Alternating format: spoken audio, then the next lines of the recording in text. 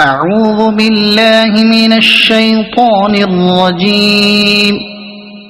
بسم الله الرحمن الرحيم. هل أتاك حديث الغاشية؟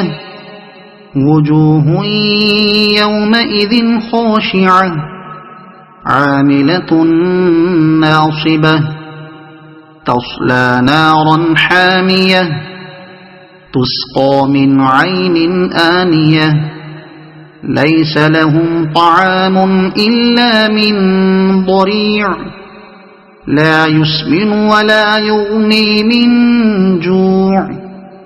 وجوه يومئذ ناعمة لسعيها راضية في جنة عالية لا تسمع فيها لاغية فيها عين جارية فيها سرر مرفوعة وأكواب موضوعة ونمارق مصفوفة وزرابي مبثوثة أفلا ينظرون إلى الإبل كيف خلقت وإلى السماء كيف رفعت وإلى الجبال كيف نصبت وإلى الأرض كيف سطحت فذكر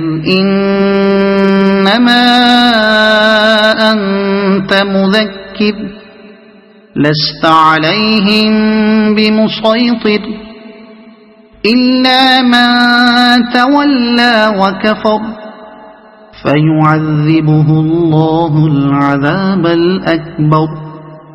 إن إلينا إيابهم ثم إن علينا حسابهم.